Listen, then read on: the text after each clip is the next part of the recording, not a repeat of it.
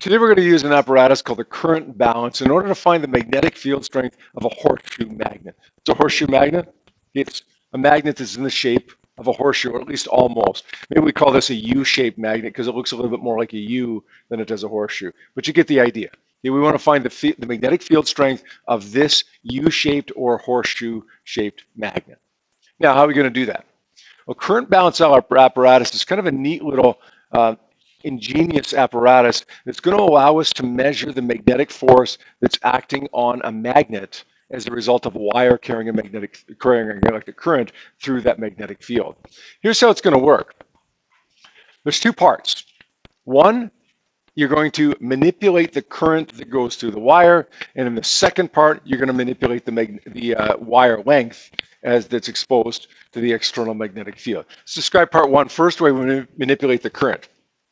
What I want you to do for the first experiment is to pick a length of wire. You see the apparatus here includes a power supply, it includes wires, it includes a scale, it includes a current balance apparatus with a little cartridge plugged into it. That cartridge has a certain amount of wire embedded inside it. It's labeled. This one happens to be 8.4 centimeters. Whatever length of wire you pick for this experiment, whatever cartridge you put in there, you need to keep that cartridge the same for this entire part one of the experiment. What we're going to do is adjust the level of the current coming out of this power supply, going through the wire here, going into one arm of the current balance apparatus, through the wire that it's exposed to the external magnetic field in this U-shaped magnet right here, back out here, back up this wire, back through the power supply. As that wire goes through, as that current goes through the wire that's exposed to the external magnetic field, that wire will experience a magnetic force. Right? F is equal to ILB. And the direction of that force will be found by the hand rule for deflection. Now, if the magnet applies a force on the wire, then the wire will apply an equal and opposite force on the magnet. So there's going to be a magnetic force on the magnet as well. This scale that's underneath the magnet here is going to be tricked into thinking there's a mass that isn't there. If I push down on these magnets, then the scale is going to have a higher reading than it would if I didn't push down. If the magnetic force pushes down on the magnet, then the scale is going to read something more than it would otherwise read. It's been tricked into thinking the mass is more than it really is. So I'm going to record the value of the mass here.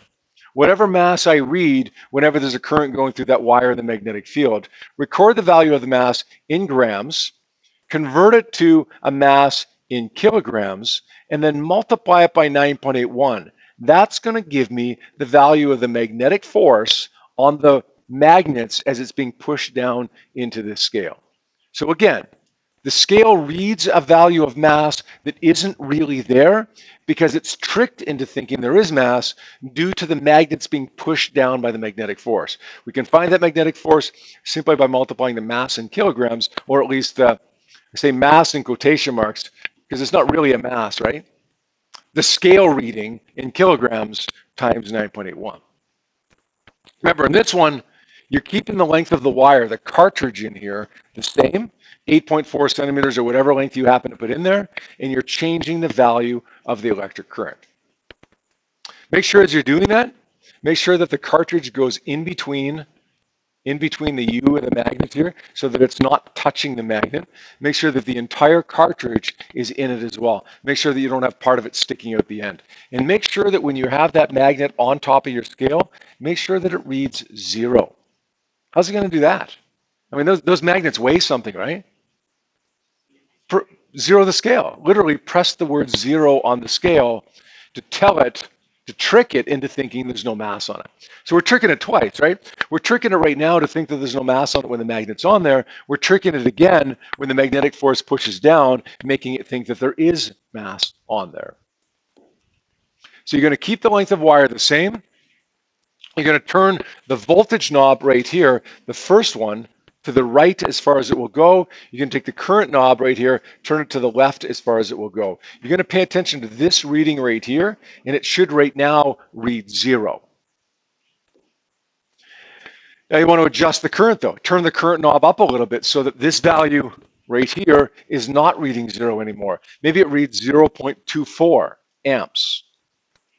Record the value right here, 0.24 amps, and then record the mass reading on the scale that comes as a result of that. In this case, it would be 0.29 grams. Notice that I've got mass notation marks because there isn't really a mass of 0.29 grams. The scale is tricked into thinking there's a mass of 0.29 grams. Yeah, that's really proportional to the magnetic force. Convert that to kilograms, multiply it by 9.81, and you're going to get the magnetic force. Next thing you're going to do, adjust the current. Get a bigger current, 0.35 grams or amps, I should say, whatever it happens to be. 0.41 amps, 0.49, 0.62, whatever. Doesn't matter. Just keep adjusting the current upwards or downwards and get the corresponding, quote, mass that goes along with that. Don't forget to include the wire length as well.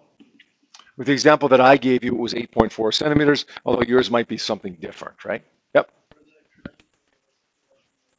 No, you don't have to always go up by the same amount. You don't even always have to go up. Maybe you go up, you reach a value. By the way, the maximum current that I want you to have is 2 amps. Don't go above 2 amps. So if you get to 2 amps after 7 trials, then what are you going to have to do? Start going down. Doesn't matter if you're even intervals or not. When you plot a graph, the axes have to have even intervals, but there's no reason that the data has to have even intervals. So you can be all over the place. Generally, we try to tend to go up, not necessarily even intervals, but we try to go up and not all over the place because it's just neater. But in the end, there's no real good reason we have to do that. Yep. It's just a matter of precautionary reasons. Because of the voltage here, this is going to be completely safe. You have nothing to worry about in terms of getting electrocuted. You're not even going to get a shock. Okay, even if we're at the max, you're not going to get a shock here. But just as a matter of good habit, we want to keep our values of current and voltage quite low. And your value of voltage will be very low, like effectively 0. So that means that we don't have anything to worry about in terms of safety. But again, just as a matter of good habit, we don't want to go over certain values. Okay? If you go up to 2.1 by accident, don't worry about it. You're not going to put yourself in danger.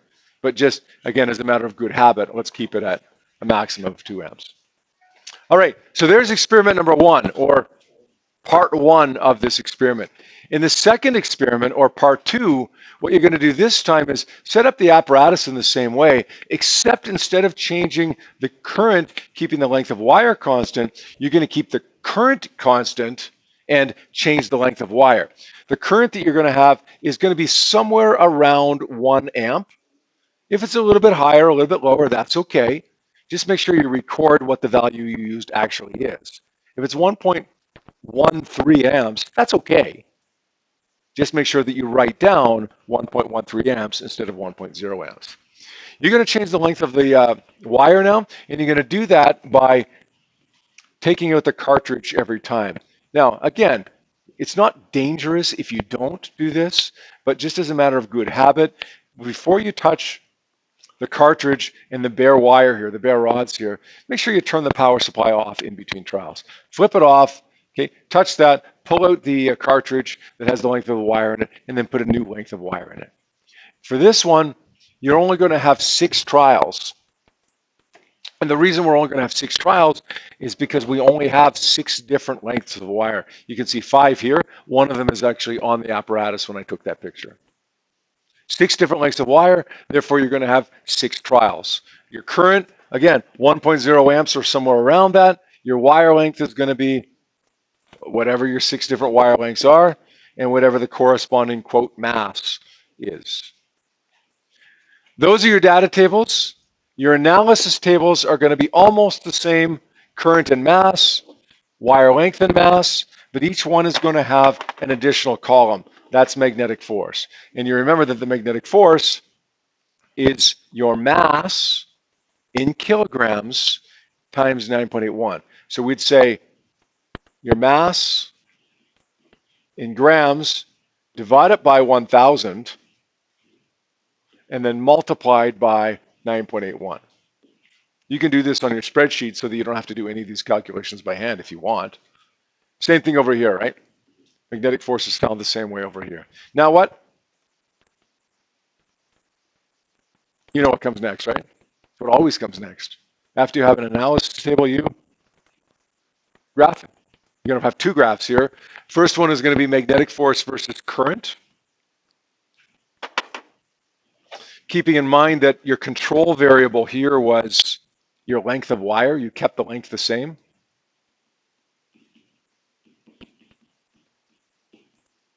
That's going to produce pretty close to a straight line.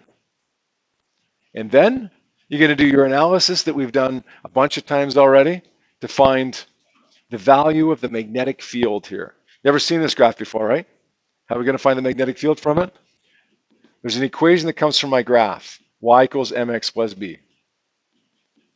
It's the equation that describes any straight line graph. The y-axis is magnetic force.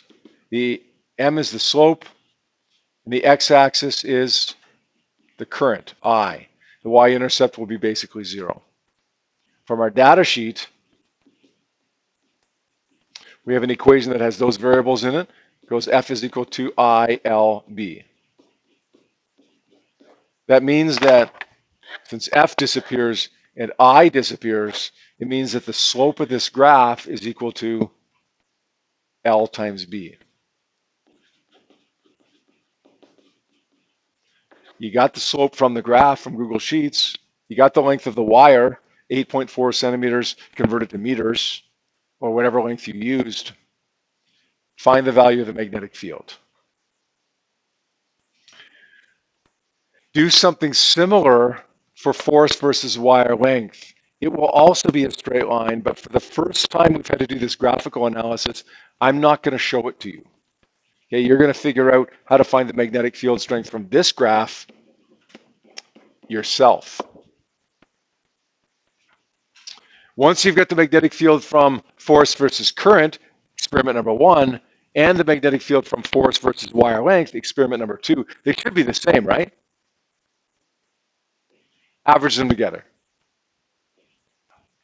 Get a number, and then form a conclusion. The strength of the magnetic field in this U-shaped magnet is blank. This is how I know. And then, of course, your sources are there with suggestions for improvement.